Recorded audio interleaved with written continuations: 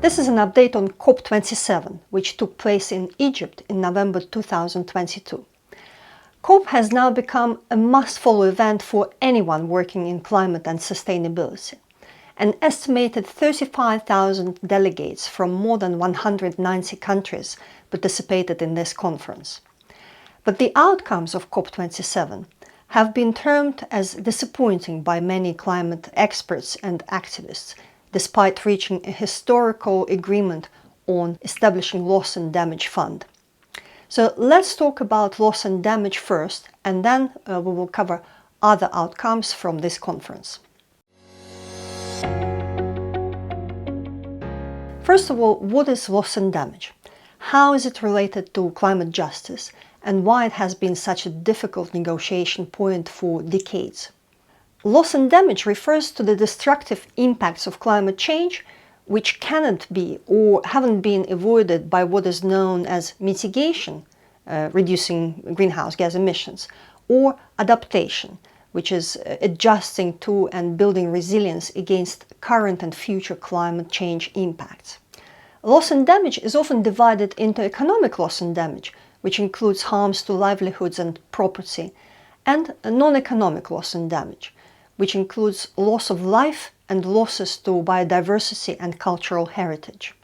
The reason why this topic is closely related to climate justice is because the impacts of climate change already disproportionately affect vulnerable populations and low-income countries, who have contributed the least to the problem of climate change. So climate justice is the idea that the burden of climate change and responsibility for addressing it should be shared fairly among all nations, and that the developed countries who contributed most to the problem should be responsible for losses and damages in countries that contributed less. Loss and damage has been a contentious issue. On one hand, it has been a priority for many climate-vulnerable countries, as they are already experiencing severe climate effects. In international climate negotiations, this topic is defended by the G77 and China, which is a negotiating bloc for developing countries, and some regional groups, including Alliance of Small Island States and the Least Developed Countries Group. On the other hand, the developed countries have been wary of committing to anything, fearing that they may become legally obliged to provide vast sums of compensation to climate-vulnerable countries. Any calls for reparations or creating a loss and damage fund have been consistently pushed off the agenda. It might have helped that there was also a change in terminology, so there was a shift from talking about reparations and compensation to using the term loss and damage finance, as it is easier for developed countries to associate that with the investment or form of charity. Whereas the idea of reparations or compensation for loss and damage kind of implies the sense of liability and possibility of never-ending claims. The term of loss and damage was first introduced to the United Nations climate negotiations in 1991, when Vanuatu, on behalf of the Alliance of Small Island States, proposed creating an insurance scheme for countries impacted by rising sea levels. It took another 2.5 decades to include a specific article on loss and damage in the Paris Agreement in 2015, but this article didn't provide any basis for claiming compensation. Up until now, all discussions on loss and damage were more focused on providing technical assistance and very limited voluntary financial assistance from a small number of countries and organizations, and focusing mostly on adaptation finance rather than loss and damage finance. So getting this topic, loss and damage finance, on a formal negotiations agenda at COP27 was considered as an important breakthrough. Initially, developed countries wanted to launch a process to identify appropriate funding arrangements with a decision on the outcome published in 2024. But eventually, after intense negotiations, the parties have agreed to establish new funding arrangements for loss and damage, including a new fund. They also agreed on the institutional arrangements to operationalize the Santiago Network for Loss and Damage, to catalyze technical assistance to developing countries that are particularly vulnerable to the adverse effects of the climate change. In addition, several developed country governments, like Austria, New Zealand and Belgium, pledged financial support for loss and damage. And the G7 and the Vulnerable 20 group launched a new initiative focused on enhancing financial protection for those experiencing loss and damage. It's called the Global Shield Against Climate Risks. Despite success in reaching agreement on the fund, the critical decisions are yet to be worked out, and it can take another year or so. There are so many questions to answer: where the fund will be placed, who will be managing it, and how, what types of activities it will support, which countries will be eligible to receive support, and who will contribute to it financially. For example, will countries like China, India, Singapore pay, and if not, why? How much money will be in this fund? Will this money be redirected from other existing funds which are now dedicated to adaptation and mitigation, or something else? We know that so far climate finance has mainly been divided into mitigation and adaptation funding streams, and the commitment from 2009 agreement in Copenhagen to mobilize $100 billion a year has not been fully implemented. The question of how it will be funded is also very interesting and widely discussed. Will the money come from the taxpayers of the developed countries, or can governments introduce a climate damages tax on the worst polluters? Or maybe it will be a windfall tax on the outrageous profits that fossil fuel companies are currently enjoying. These are all the questions which remain unanswered.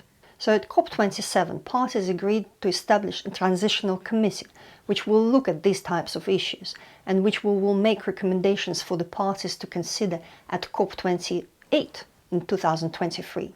So it is a big accomplishment on political and diplomatic front, but on the financial side, the decisions have been pushed away for at least another year.